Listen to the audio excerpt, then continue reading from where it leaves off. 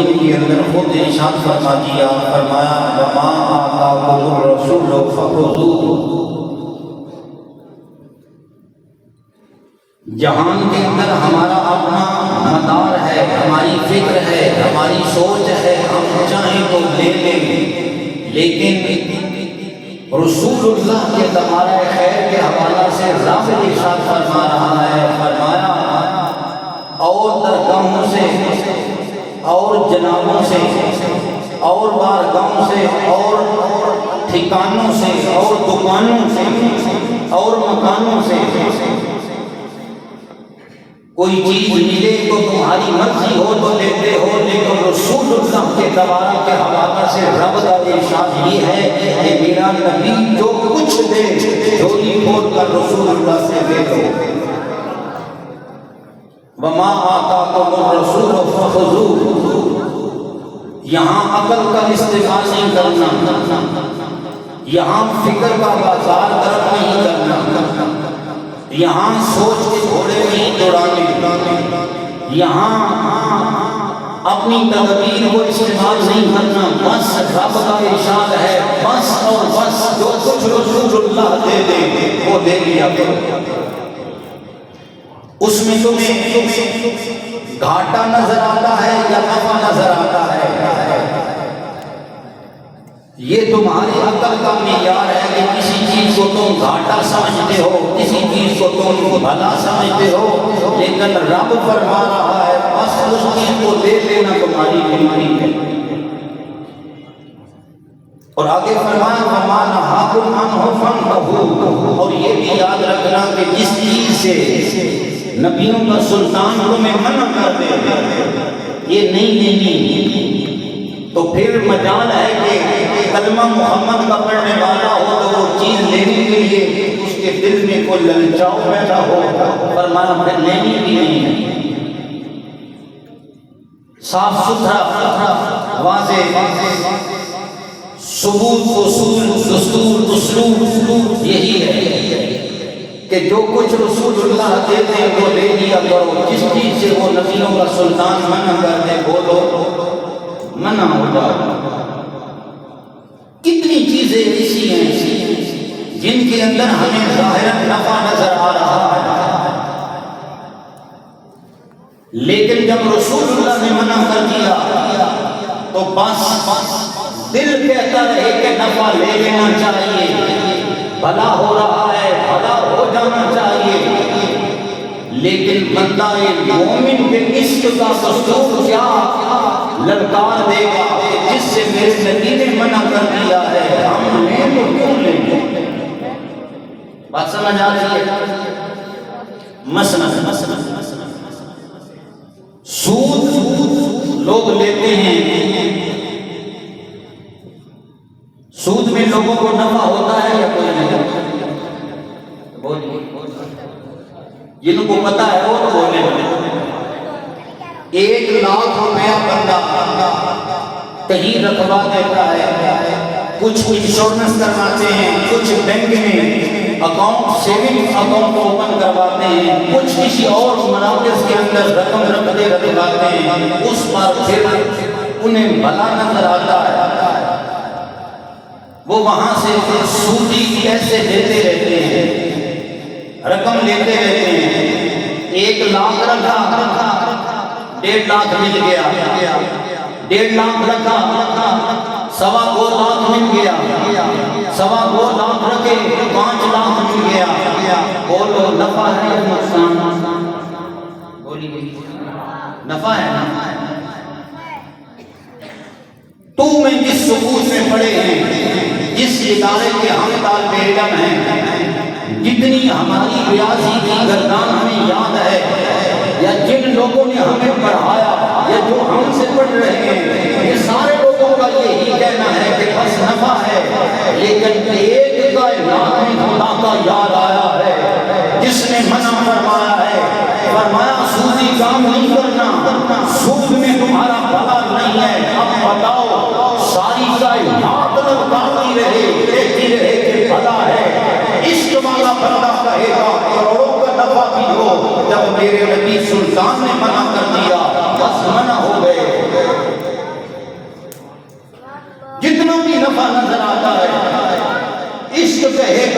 نقصان ہی نقصان ہے. صرف گننے والی بات نہیں، کچھ اور بھی ہے. وہ یہ ہے کہ جن کے ہاتھوں میں ہم نے اپنے گلے کی ڈور پکڑائی ہے وہ نبی تو منع کر رہا ہے نا. اور تجھ سے سب سے ہے مجھ کو نسبت، میری گردن میں بھی ہے دور کا ٹورا تیرا. یا رسول اللہ ہماری گردنوں میں تمہاری غلامی کی رسی ہے، تمہاری غلامی کا پٹا ہماری گلے میں ہے. ہم تمہارا کلمہ گو ہیں، ہم تمہارے نام لینا ہے. ہو سکتا ہے کہ کسی شہر سے تم منع کرو اور ہم کہیں کہ نفع ہے دینی چاہیے. نہیں، جو ایمان والا ہے وہ بس وہ سنتا کی بات مانتا ہے.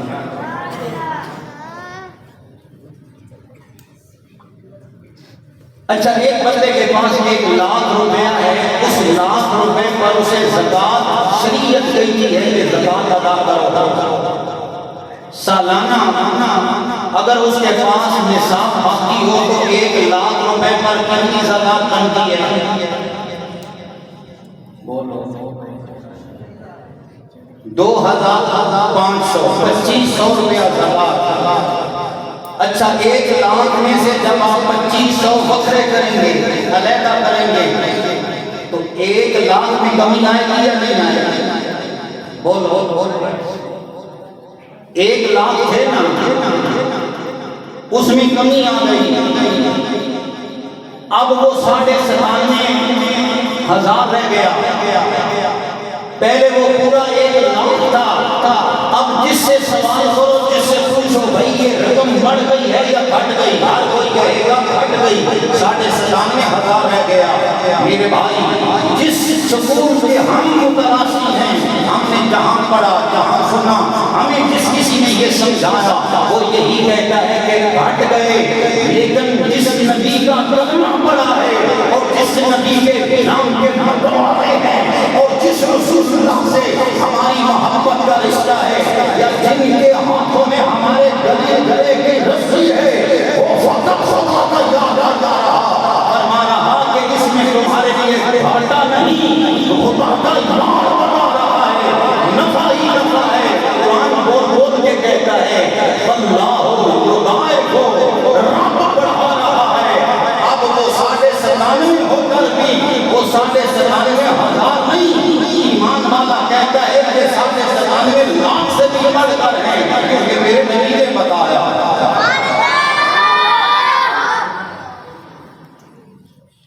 کچھ ہماری عقل ہے، کچھ ہماری فکر ہے. ہماری فکر کا میدان بڑا چھوٹا ہے. ہم وہ باتیں سمجھ نہیں پاتے جو ہمیں شریعت مطہرہ کرم کر کے پہلے بتا دیتی ہے. سوچئے، ماں کے پیٹ میں رہے، بولو، ماں کے پیٹ میں رہے، وہ ایک جہان ہے، وہ ایک عالم ہے. وہاں ہمیں کوئی کمی نہ تھی، خوش و خرم وہاں رہتے تھے. 9 مہینے ماں کے پیٹ میں رہے اور اس جیسا جہان ہم اور کوئی نہیں جانتے تھے. ہم سمجھتے تھے کہ یہی جہان ہے. یہی وجہ ہے کہ جب اس جہان سے نکلے تو ہر کوئی روتا ہے، مجھے اس جہان سے کیوں نکال دیا گیا. اچھا خاصا دن گزر رہے تھے. ماں کے پیٹ کا جہان چھوٹا سا جہان ہے، لیکن بندے کا عقل چونکہ محدود ہے، اس کو جب اس جہان سے اس جہان کے اندر منتقل کیا جاتا ہے. وبیلا کرتے ہیں یا نہیں کرتے؟ جو روئے ہیں وہ تو آپ بول، ہر کوئی روتا ہے. اس جہان میں آئے، اس جہان سے اب جانے کی باری آتی ہے تو ہر کسی پر نظر داری ہے. بیماری لگ جائے یا کوئی صرف شبہ ڈل جائے، تمہاری آنکھیں نیلی ہیں، تمہارا رنگ زرد ہے، تو پھر ڈاکٹروں کے دروازوں پر لائن لگ جاتی ہے کہیں موت نہ آ جائے. ڈر لگ رہا ہے اس جہان سے کہ کہیں اس جہان سے نکال نہ دیا جاؤں. اس جہان کی میٹھی میٹھی چیزیں ہم سمجھتے ہیں کہ یہی جہان ہے، اور یاد رکھیں کہ ایک جہان ہے جس طرح ماں کا پیٹ ایک جہان تھا، اس جہان سے ہم اس جہان میں آئے، یہ جہان بڑا ہے یا ماں کا پیٹ بڑا ہے؟ وہاں سے ادھر آئے، اب ادھر رہنے کو جی کر رہا، ادھر سے جانا نہیں ہے۔ اور یاد رکھیے جتنا یہ جہان ہے اس سے اگلا جہان اور بڑا ہے، بہت بڑا جہان ہے، اتنا بڑا ہم تو سمجھتے ہیں نا دن راتیں گزری، اب 1990 گیا، پھر 2000 آیا، 2010 گیا، اب 2020 بھی چلا گیا، ہم ایک رات ایک دن گزارتے ہیں، لیکن جب کوئی بندہ مومن مر کر قبر میں چلا جاتا ہے نا تو قبر کے اندر وہ پہنچتا ہے، وہاں پر اللہ تعالیٰ اس کے سامنے ایک خوبصورت عورت کی شکل دکھاتا ہے، اس عورت کے گلے کے اندر موتیوں کا ایک ہار ہوتا ہے، بولو کیا ہوتا ہے؟ عورت کی شکل ہوتی ہے، اس کے گلے میں ہار ہوتا ہے، آدمی دیکھتا ہے وہ ہار، اس کا دل للچاتا ہے، اس ہار کی جانب ہاتھ بڑھاتا ہے، جو اس پر ہاتھ رکھتا ہے وہ ہار موتیوں کا فوراً ٹوٹ جاتا ہے۔ وہ عورت بھی اور یہ جانے والا بھی دونوں مل کر موتی چننے لگتے ہیں، جو بکھر جاتے ہیں وہ موتی چننے لگتے ہیں۔ اب بتائیے جو بندہ آج سے 30 سال پہلے فوت ہوا، ہم تو سمجھ رہے ہیں کہ وہ 20 سال پہلے مرا، قیامت وقت گزر گیا، لیکن جب وہ موتی چننے والا بندہ قبر کے اندر موتی چنتا ہے، خدا کی قسم ابھی تک ایک ہار کے موتی نہیں چنتے، نہ چن سکتے ہیں کہ قیامت پہنچ جائے گی، وہ موتی چننے میں مشغول ہوں گے، اتنا جلدی وہ جہان کا وقت گزر رہا ہے، اور ہم سمجھتے ہیں کہ اس جہان میں مزے ہیں، اگر کوئی اس رسول اللہ کی مانے تو جتنے مزے اگلے جہان میں ہیں وہ تو دیکھے کسی میں نہیں ہیں، لیکن کوئی مانے تو مانے، ہر کوئی مستے میں ذوق تن آسانی ہے، تم مسلمان ہوئی انداز مسلمانی ہے، تیرے صوفے ہیں فرنگی، تیرے قالین ہیں ایرانی، خون کی آنسو رلاتی ہے جوانوں کی تن آسانی۔ وہ جہان اتنا بڑا جہان کہ ایک ہار کے موتی چننے میں دیر زیادہ لگ جاتی ہے، قیامت جلدی آ جاتی ہے، تو ہم نے چونکہ وہ جہان نہیں دیکھا، اس جہان سے مرنے کو جی نہیں کر رہا۔ اب یہ ساری سر نوازیاں اس مدینے کے سلطان کی ہیں جس نے ہمیں بتایا کہ یہ جہان ہے کیا، وہ جہان ہے کیا۔ ہر کسی کو جنت دیکھنی ہوگی مومن ہوگا تو، لیکن جس نبی نے ہمیں بتایا ہے وہ تو زندہ رہ کر جنت دیکھ چکے ہیں، ہمیں جنت دیکھنے کے لیے مرنا پڑے گا اور بڑے بڑے پاپڑ بیلنے پڑیں گے، پھر جا کر جنت میں جا کر قدم ٹکے گا۔ لیکن میرے نبی نے تو جنت دیکھی ہے، اور وہ دیکھی بھالی ہے میرے نبی کی، حضور نے ہر کسی چیز کے بارے میں ہمیں بتا رکھا ہے کہ یہ جنت میں نظارہ ہوگا، یہ کیفیت ہوگی، قرآن پڑھیے، میرے نبی پر اترنے والا کلام ہر چیز کے بارے میں ہمیں بتا رہا کہ جنت کیا ہے، دوزخ ہم تو سنتے ہیں، لیکن جس نبی نے اس کا نظارہ کیا ہے انہوں نے ہمیں بتایا ہے کہ دوزخ کے اندر کیا کچھ ہوتا ہے۔ رب فرماتا ہے وَمَا آتَاكُمُ الرَّسُولُ فَخُذُوهُ، جو کچھ بھی نبی دے جائے وہ دے دیا کرو، اور جس سے منع کر دے رک جاؤ۔ لیکن یہ اب ہماری سنی قسمتی کہ ہم سمجھتے ہیں کہ اس میں ہمارا نقصان ہے، ہم وہ چھوڑ دیتے ہیں، جس میں ہم بھلا جانتے ہیں وہ کر دیتے ہیں، ہم نے شریعت مطالعہ کی کبھی پاسداری نہیں کی ہے، ہم اپنی عقل اٹکل بچوں سے کام کرتے ہیں، لیکن اس میں نادانی ہے۔ بحیثیت مومن، بحیثیت مسلمان، بس میرے نبی کریم کی بات مانی جائے۔ ایک اور مثال دے کر بات کو آگے چلاتا ہوں،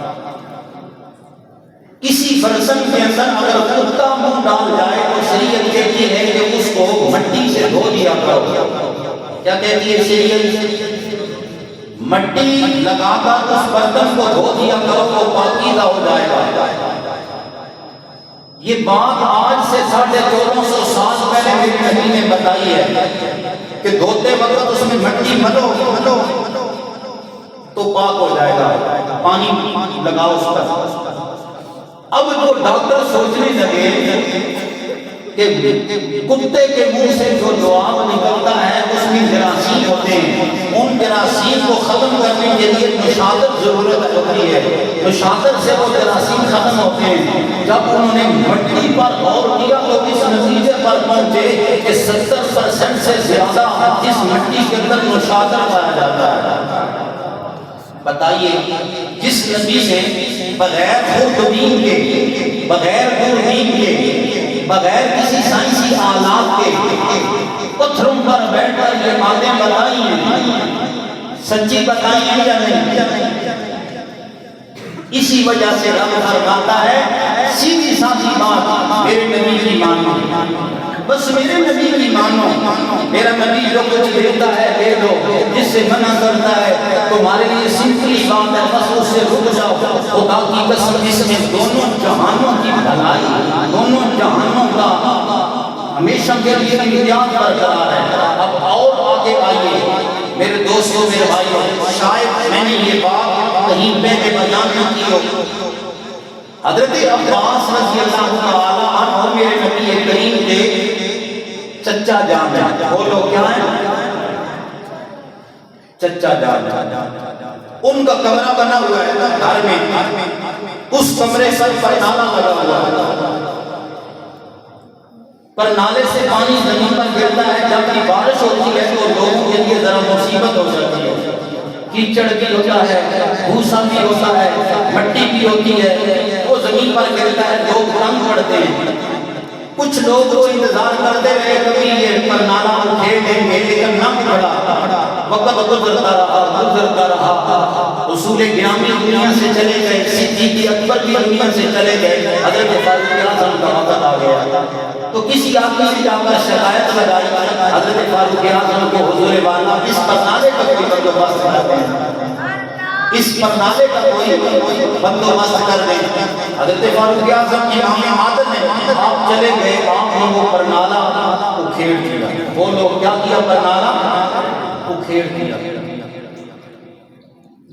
دن کا وقت تھا، پر نالا اکھڑ گیا۔ شام کو حضرت عباس گھر میں آئے، پر نالا نہیں تھا۔ انہوں نے اوپر دیکھا میری عمارت پر نالا نہیں ہے، پوچھا بھئی پر نالا کہاں گیا؟ گھر والوں نے بتایا کہ حضرت عمر آئے تھے، انہوں نے پر نالا اکھیڑ دیا ہے۔ حضرت عباس دوڑ کر چلے گئے حضرت عمر کے دروازے پر، اے عمر میرے گھر کا پر نالا آپ نے اکھیڑا ہے؟ فرمایا میں نہیں اکھیڑا۔ کیوں؟ کیا وجہ تھی؟ میرے گھر کا پر نالا میری عدم موجودگی میں آپ نے کیوں اکھیڑا؟ تو حضرت عباس کے اس سوال کرنے پر حضرت عمر فرمانے لگے لوگوں کے لیے تکلیف تھی، لوگوں نے مجھے آ کر شکایت لگائی ہے کہ بارش کے موسم میں پانی گرتا ہے تو ہمارے کپڑے گیلے ہو جاتے ہیں، کیچڑ کی ہوتا ہے، مہربانی فرمائی اس پر نالے کا رخ کہیں اور کر دیں۔ تو حضرت عباس کو حضرت عمر فرمانے لگے 3 کونے اور بھی تو ہے نا گھر کے، ایک سمت میں پر نالا ہے، آپ دوسری سمت میں لگا دیں، کسی اور طرف رخ کر دیں۔ حضرت سیدنا عباس نے یہ بات سنی، آپ رونے آنکھوں سے نمی پھوٹ آئی۔ حضرت عمر دیکھتے رہے کہ حضرت عباس رونے لگے ہیں، رسول اللہ کے چچا جان ہیں، نبی کریم بڑی محبت کرتے تھے حضرت عباس سے۔ حضرت فاروق اعظم کہنے لگے اے رسول اللہ کے چچا جان عباس آپ رونے لگے ہیں؟ آپ نے فرمایا جو پر نالا آپ نے اکھیڑا ہے نا، اس پر نالے کے اکھیڑنے کے حوالہ سے میرے دل و دماغ میں بھی کئی بار آئی ہے کہ اس کو اوپر جانا چاہیے، لیکن مجھ میں تو طاقت نہیں تھی، میری طاقت جواب دے جاتی تھی، تم نے اکھیڑ دیا ہے تمہاری۔ اب یہ بات کی نا تو حضرت عمر کے قدموں سے زمین سلسلہ شروع ہو گئی۔ الجھاؤ محسوس ہوا. بولے کہنے لگے اے عباس بات کیا ہے مجھے سمجھ نہیں آ رہی. یہ پرنالہ اٹھیرنے میں کتنی طاقت لگنی تھی. بس ہاتھ لگانا تھا. پرنالے کو ایک جھنجھوڑا دینے کے بعد پرنالہ اکھڑ جاتا ہے. لیکن تم کہہ رہے ہو مجھ میں طاقت نہ تھی. تم نے یہ پرنالہ نہیں اکھیڑا, میں نے یہ اکھیڑ دیا ہے. وجہ سمجھ نہیں آ رہی. میرے دوست اللہ کی قسم حضرت عباس بولے فرمایا ہے عمر امیر المومنین یاد رکھیے یہ پرنالہ میں نے اپنی مرضی سے نہیں لگایا تھا. یہ پرنالہ میں نے نبی کی مرضی سے لگایا تھا. یہ پرنالہ میں نے کس کی مرضی سے لگایا تھا؟ میں نے نبی کی مرضی سے لگایا تھا. یہ پرنالہ میں نے اپنی مرضی سے نہیں لگایا تھا. یہ پرنالہ میں نے اپنے نبی کی مرضی سے لگایا تھا.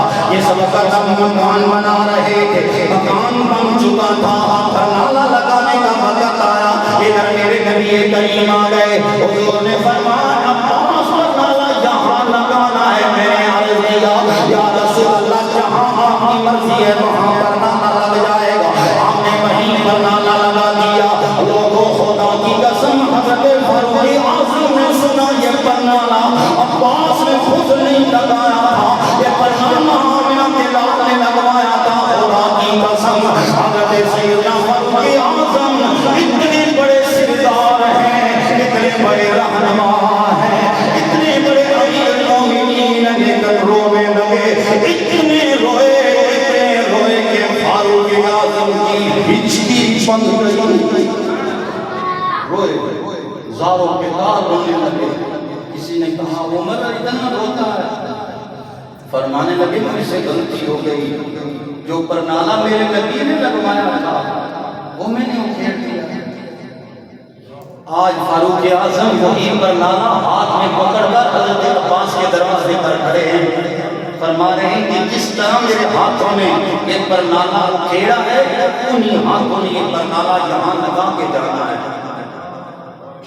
وَمَا آتَاكُمُ الرَّسُولُ فَخُذُوهُ وَمَا نَهَاكُمْ عَنْهُ فَانْتَهُوا. جو رسول اللہ نے چپ چاپ کر کے دے دیا گیا اور جس سے نبی کریم منع کر دے.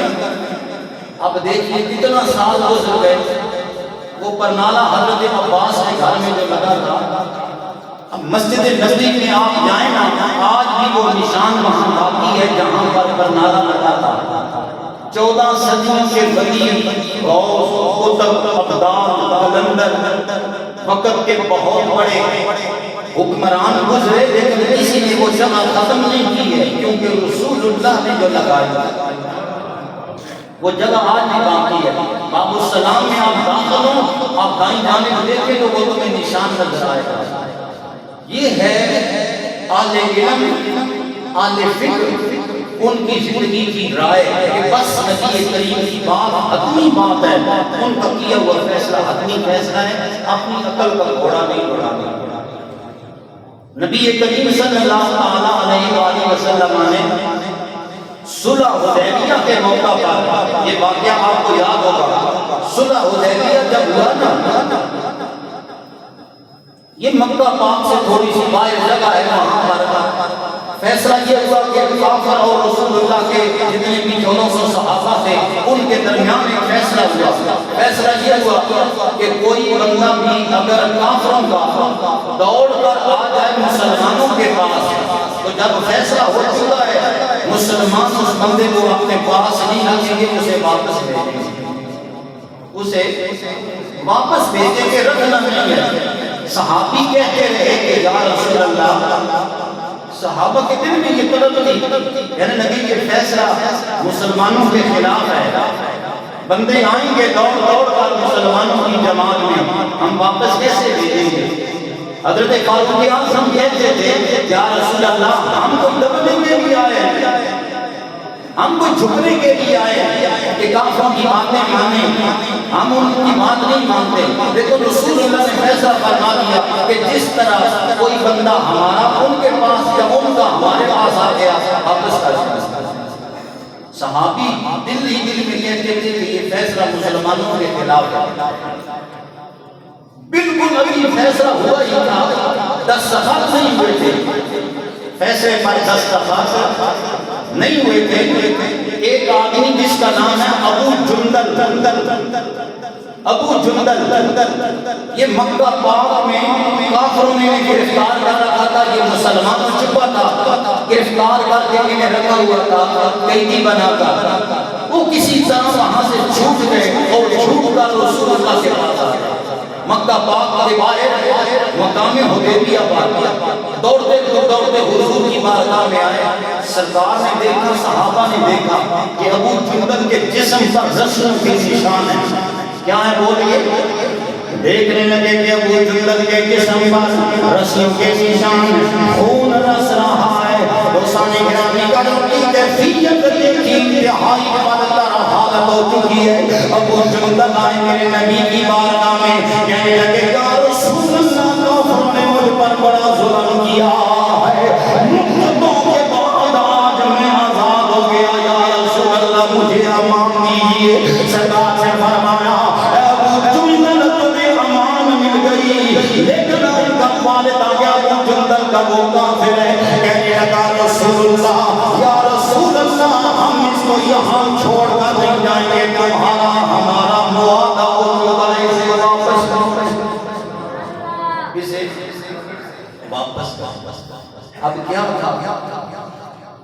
مسلمان کہنے لگے یا رسول اللہ، ایک بندہ مسلمان ہو کر آیا ہے اور ہے اتنا بیچارہ پریشان کہ جسم سے خون ٹپک رہا، سارے جسم پر رسلوں کے نشان ہیں، کوڑے لگے ہوئے ہیں، جسم ٹوٹا ہوا ہے اور وہ ہماری پناہ لینا چاہتا ہے، ہم اس کو واپس بھیج دیں۔ سرکار نے انہیں کہا رہنے دو اسے، لیکن وہ کافر کہنے لگے، اس کا والد تھا ابو جندل کا، وہ کافر تھا، وہ کہنے لگا یہاں نہیں رہیں گے، معاہدہ ہو چکا ہے، آپ واپس موڑیں۔ والد اتنا ظالم تھا کہ اس کے ہاتھ میں ایک شاخ تھی اور اس پر کانٹے تھے، وہ بار بار ابو جندل کے منہ پر مارتا، کہتا کہ تمہیں میں واپس لے کر جاؤں گا، تم کیسے یہاں سامان لینے کے لیے آئے؟ میرے نبی کریم نے ابو جندل کو سمجھا دیا، فرمایا کہ ہم مجبور ہیں، ہم نے فیصلہ کر دیا، اب تمہیں جانا پڑے گا۔ ابو جندل رسول اللہ کا فیصلہ سننے کے بعد چپ ہو گئے، حالانکہ مظلوم تھے، بڑے پریشان تھے، چپ کر گئے۔ ان کا والد ان کو رسلوں میں باندھ کر پھر مکہ پاک کے اندر لے کر چلا گیا، وہ مجبور ہو کر وہاں چلے گئے۔ صحابہ کے دل تڑپتے رہے، بات سمجھ آ رہی ہے نا؟ صحابہ کے دل تڑپتے رہے کہ ایک مسلمان مجبور اور مظلوم بندے کو ہم نے پھر کافروں کے حوالے کر دیا۔ میرے نبی کریم نے فیصلہ کر دیا تو صحابہ نے وہ فیصلہ قبول کیا یا نہیں؟ بولو۔ لیکن ابو جندل اب میرے نبی کا صحابی ہے، ایک بندہ ہمارے حق کے لیے کوئی لڑائی کر رہا ہو نا، ہمارے حق کے لیے کام کر رہا ہو اور کسی موقع پر ہم اس کی دیکھ بھال نہ کریں تو وہ کہے گا ہمیں کیا ہے، ہمیں کیا ہے کہ انہوں نے ہمارا خیال ہی نہیں رکھا، اب ہم خواہ ان کے حوالہ سے کتنی جتن کریں، محنت کریں، ہمیں کیا ضرورت ہے۔ ابو جندل وہاں چلے گئے مجبور ہو کر، لیکن کہنے لگے رسول اللہ کا نغمہ میری زبان پر رہے گا۔ وہاں جا کر بھی میرے نبی کریم کا یہ صحابی ابھی جو ابو جندل کہنے لگے اگر مجھے وہاں جگہ نہیں ملی مجھے یہاں تو جگہ مل جائے گی۔ ابو جندل نے کیا کیا؟ حسین گرامی تعالیٰ وہ قیدی دوبارہ قیدی بنا دیے گئے، ان پر دو بندوں کو متعین کر دیا گیا، کہا گیا کہ تم دو اس کی رکھوالی کرو گے، اس کی پاسداری کرو گے۔ اللہ کی قسم ابو جندل کیا کرتے، ان دونوں کو سامنے بٹھا کر کملی والے کی میٹھی میٹھی باتیں بتاتے، انہیں کہتے ہو لوگوں تمہیں نہیں پتا کہ کملی والے کا کیا مقام ہے، تمہیں نہیں پتا کہ رسول اللہ جیسا جہان میں کوئی نہیں آیا، تمہیں نہیں پتا کہ نبی کریم کا ہر فیصلہ رب کا فیصلہ ہے۔ اور لوگوں میری مان جاؤ میرا نبی سچا ہے، یہ کافر جھوٹے ہیں، ان کے فیصلے بھی بولو جھوٹے۔ رسول اللہ نے بھیج دیا ابو جندل کو، وہاں وہ گرفتار ہیں، وہ جو دو چوکیدار بنے نا وہ ابو جندل کی باتیں سنتے رہے، رسول اللہ کی سیرت کے پیغام سنتے رہے، خدا کا کرنا ایسا ہوا کہ ان دونوں پر میرے نبی کی محبت کا رنگ غالب آ گیا۔ پہلے ایک ابو جندل تھا، اب 3 میرے نبی کے غلام بن گئے۔ ظاہر تو نظر آ رہا تھا کہ نقصان ہے، لیکن فائدہ تھا یا نہیں؟ ان کو سمجھ آ گئی، کافروں کو یہ 3 بندے نبی کا کلمہ پڑھنا شروع ہو گئے۔ انہوں نے تینوں کو گرفتار کر دیا اور 3 بندے اور متعین کر دیے کہ ان پر 3 بندے اور رکھیں جو ان کو رکھوالی میں رکھیں، حراست میں رکھیں۔ ان تینوں نے رسول اللہ کی باتیں ان تینوں کو سنانا شروع کر دی۔ خدا کی قسم، نبی کریم کے عشق کا مچلا ہوا بندہ جب رسول اللہ کی بات کرتا ہے، نبی کریم کی محبت کا پیغام دیتا ہے، پھر وہ 3 ہی نہ رہے، وہ 3 جو چوکیدار تھے وہ بھی میرے نبی کا کلمہ پڑھنا شروع ہو گئے۔ کافر دیکھتے رہے، وہ حیران ہو گئے کہ ہم نے جس چیز کو دبانا تھا وہ ہمارے گھر میں پل رہی ہے، ہم نے جس چیز کو روکنا تھا وہ ہمارے گھر میں پرورش پا رہی ہے۔ انہوں نے ابو جندل کو چھوڑ دیا، وہ سارے ساتھی ہی چلے گئے۔ ایمان سے بتائیے، ظاہر نقصان نظر آ رہا تھا، بولو، لیکن نتیجہ کان صبرہ کان حتمن فائدہ ہوا یا نہیں ہوا؟ بالکل یہی مثال اپنے دل کی تخلیوں پر لکھ لو۔ کوئی بھی کام جو شریعت مطالعہ کہتی ہے وہ سچی ہے، 1000 آندھیاں آ جائیں، 1000 طوفان آ جائیں، میرے نبی کے منہ سے نکلی ہوئی بات بالآخر ثابت ہوگی کہ رسولوں کے سلطان نے سچی بات۔ صحابہ کے عقیدہ اتنا مضبوط تھا۔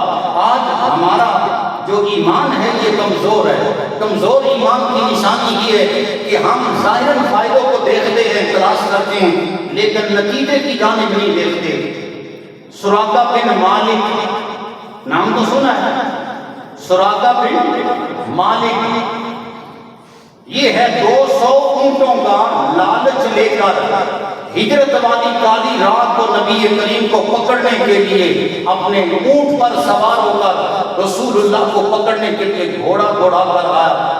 میرے نبی کریم کو پکڑنے لگا تو گھوڑا زمین میں دھنس گیا، رات کالی تھی، گھوڑا زمین میں دھنس گیا، پریشان ہو گیا، کہنے لگا اے محمد مصطفیٰ، میرا گھوڑا زمین میں دھنس گیا ہے، کرم کیجئے نہ مجھے معافی دے دیجئے۔ تو سانی گرامی کا نہ ہے کافر میرے نبی کے سامنے ہاتھ جوڑ کر کہنے لگا انت کریم ابن کریم، اے محمد مصطفیٰ تو بھی کریم، تیرا باپ بھی کریم، مجھے معافی دے دو۔ گھوڑے کے پیر زمین میں دھنس گئے تھے، رسول اللہ نے دعا کی، گھوڑا نکل آیا، لیکن اس کے ذہن میں وہاں رہا لگتا ہے یا مٹی کچی ہوگی، سین زدہ زمین ہوگی، گھوڑا دھنس گیا ہے، میں پکڑ کر جاؤں گا 200 سرخ اونٹ ملیں گے، عربی اونٹ ملیں گے 200۔ اس نے کہا ایک بار پھر کوشش کرنی چاہیے، پکڑ لیتا ہوں۔ دوبارہ کوشش کی، میرے نبی کریم اور صدیق اکبر جا رہے ہیں، اس نے گھوڑا اڑایا، حضور کے قرب گیا، جب ہاتھ بڑھانے لگا نیچے دیکھا تو گھوڑا گھٹنوں تک زمین میں دھنس گیا، چلایا رویا، کہنے لگا انت کریم ابن کریم، اے آمنہ کے لال مجھے معافی دے دو، میں واپس چلا جاؤں گا، میں اب نہیں پکڑوں گا۔ میرے نبی کریم تو پھر کریم ہے، آمنہ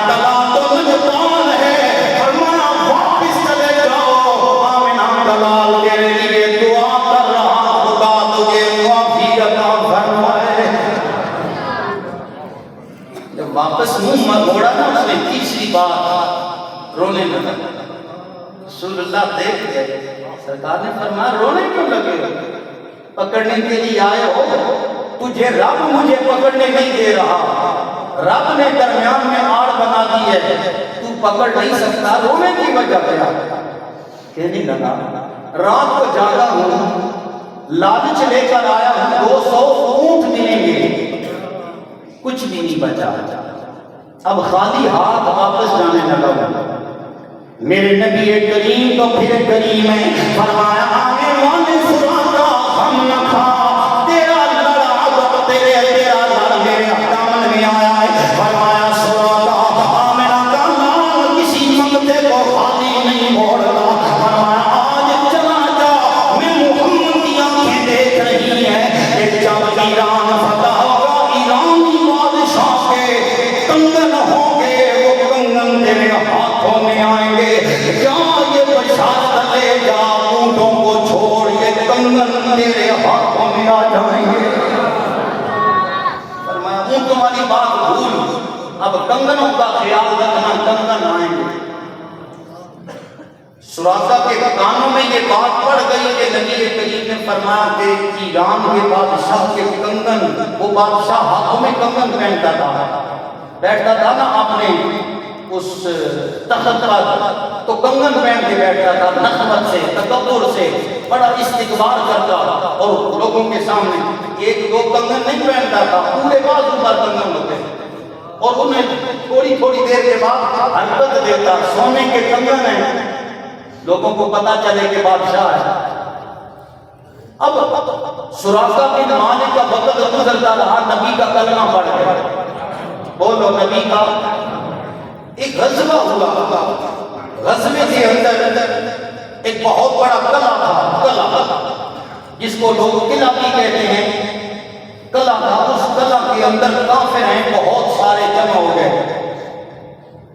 اور مسلمان باہر ہیں، اس قلعہ کو فتح کرنا ہے۔ مسلمان کہتے ہیں کہ اب کس طرح ان کافروں پر چڑھائی کی جائے، وہ تو اندر بند ہے، وہ اندر ہے نا، کوئی مسلمان وہاں قریب جاتا ہے دیوار کے تو وہ اندر سے تیر پھینکتے ہیں، آدمی کا سینہ چھلنی کر دیتے ہیں۔ سراقہ بن مالک بھی ان مسلمانوں میں موجود ہیں، کہنے لگے ایک کام کرو، کیا کہنے لگے؟ ایک کام کرو، منجنیق لگاؤ، جھولا بناؤ، پینک بناؤ اور اس میں مجھے رکھو، رکھ کر ایک جھولا دو اور مجھے اس قلعے کے اندر ڈال دو، مجھے اس قلعے کے اندر پھینک دو، پھر میں جا کر اندر سے قلعے کا دروازہ کھول دیتا ہوں، میں قلعے کا دروازہ کھولوں گا، تم چڑھائی کر دینا۔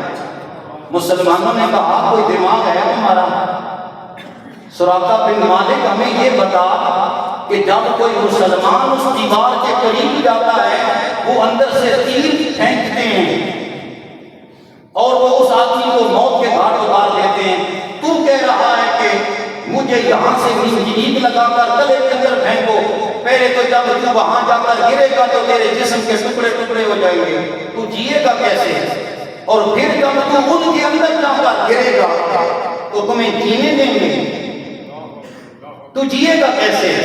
خدا کی قسم یہ سراقہ بن مالک نے بات سنی، فرمانے لگے لوگوں دل کی تختوں پہ بات لکھو، لوگوں میں مروں گا نہیں۔ لوگوں نے کہا کیا وجہ ہے کہ تو مرے گا نہیں؟ کہنے لگے لوگوں میرے نبی نے بتایا تھا کہ سراقہ کے ہاتھوں میں ایرانی بادشاہ کے کنگن آئیں گے، فرمایا لوگوں خدا کی قسم آئے گی، پہلے کنگن آئیں گے، موت بعد میں آئے گی۔ نہیں سمجھ آئی آپ کو؟ کیا فرمانے لگے؟ فرمانے لگے مجھے اٹھا کے پھینک دو تم، موت نہیں آئے گی۔ کیا فرمانے لگے؟ کہنے لگے موت کیوں نہیں آئے گی؟ کہنے لگے موت اس لیے نہیں آئے گی کہ میرے نبی کریم نے مجھے بتایا تھا سراقہ بن مالک انتظار کرو، ایرانی بادشاہ کے کنگن تیرے ہاتھوں میں آئیں گے۔ فرمایا ابھی تک کنگن نہیں آئے، موت پہلے میرے دروازے پر جھانک بھی نہیں سکتی، کیونکہ میرے نبی کا فرمان پہلے پورا ہوگا، موت بعد میں آئے گی۔ اللہ کی قسم صحابیوں نے پھر کے وہی کام کیا، منجنیق بنائی، حضرت سراقہ بن مالک کو جھولا دے کر ادھر قلعے کے اندر گرایا گیا۔ خدا کا کرنا ہے کہ سراقہ بن مالک اندر گئے، کوئی کافر بھی سراقہ بن مالک کا ایک بال بھی کا نہ کر سکا، اور سراقہ بن مالک نے ایک جھٹ میں جلدی سے قلعے کا دروازہ کھول دیا، قلعے کا دروازہ کھول دیا، مسلمان بھاگ کر آئے، حملہ کر دیا، خدا نے فتح عطا فرمائی۔ تیرے منہ سے جو نکلی وہ بات ہو کہ رہی بولو، تیرے منہ سے جو نکلی وہ بات ہو کہ رہی، سحر کو کہہ دیا شب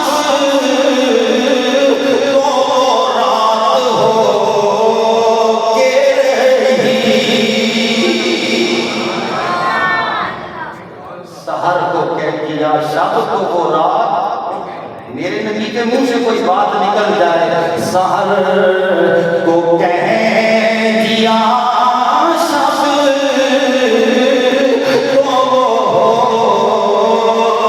کہ رہی، او میرے پیر میرے بھائی، جس نبی کا نام پڑھ رہا ہے، اس نبی کے نام پر آج تیرا ایمان مچل رہا ہے، اللہ کی قسم کو تجویز کی ہیں انہیں پلے باندھ لو، وہ باتیں اپنی زندگی میں آزماؤ، خدا کی قسم دنیا میں امین جینا خوشی کا ہوگا، مرنا بھی خوشی کا ہوگا، قبر بھی عزت و مالی کمال کا بن جائے گی۔ اپنے نسخے نہ آزماؤ، اپنی ذاتی فکر کو درمیان میں حائل نہ کرو، اس میں گھاٹا ہے، اس میں نفع ہے، اس میں ہی ہے، اس میں وہ ہے، وما آتاکم الرسول فخذوہ، وہ لوگوں جھولیاں کھول کے رکھو، نبی کریم کا پیغام سنو، جو کچھ نبی دیتا جا رہا ہے وہ دیتے جاؤ، بس آنکھیں بند کر کے لیتے جاؤ، وما نہاکم عنہ فانتہوا، جس بات سے نبی نے روک دیا، دنیا ہزار بار اس پر ریلیف دے، دنیا ہزار بار کہے سودی کاروبار کرو، تم کہو میرے نبی نے گھاٹا بتایا ہے، لاکھوں کی سود کی رقم ملے تو نفع نہیں گھاٹا ہی ہے، بولو نفع ہے یا گھاٹا ہے؟ کیسے گھاٹا ہے؟ جب ساری دنیا ہم یہ مولوی مسئلہ بیان کریں نا تو کتنے لوگوں کے منہ سرخ ہو جاتے ہیں، کہتے ہیں کہ زمانہ میں مولوی دیکھتے، مولوی وقت نہیں دیکھتے، اب وقت کا تقاضا کیا ہے، بھوک گھر گھر بنا رہی ہے اور مولوی ہمیں سود نہیں لینے دیتے، اور میرے پیارے مولوی کون ہوتے ہیں وہ منع کریں؟ منع کرنے والا سارے مولویوں کا سردار ہے، آمنہ کا لال ہے، جس نے منع کیا ہے، لہذا اس میں تیرا بھلا، اس میں تیرا نفع ہے، میرے نبی کریم نے منع کیا تو بس اس چیز میں گھاٹا ہے، نفع اسی چیز میں ہے جس میں میرے حضور بتا کر گئے۔ اللہ تعالیٰ سمجھ عطا فرمائے، اللہ فکر مثبت عطا فرمائے۔